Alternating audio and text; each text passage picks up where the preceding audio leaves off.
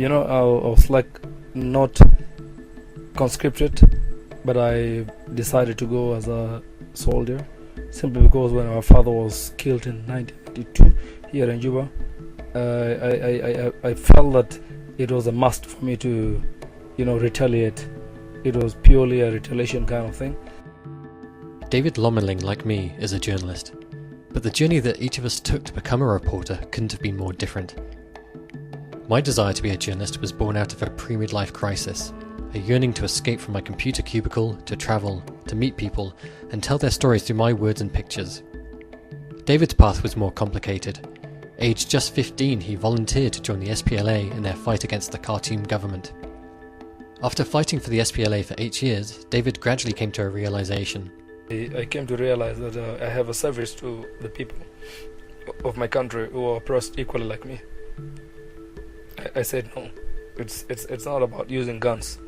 It's about doing certain things, educating my people. My intention was not to use guns to fight, but to overhaul their mindset, to get to understand that there are certain things that could be done the right way. David Lomeling is now a reporter at Radio Miraya in Juba, South Sudan. The radio station is co-managed by the UNMISS and the Hirondelle Foundation. In the summer of 2012, thanks to a CMTS grant from Carleton University, I was able to offer a hands-on course in photojournalism for the station's reporters. But I was keen to get these journalists out of the classroom and practicing their newly acquired skills in the field.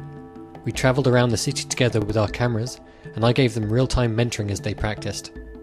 We took photos of returnees in the way stations who had just been ousted from Sudan, photos of local fishermen involved in an embittered local port dispute, photos from the local hospital.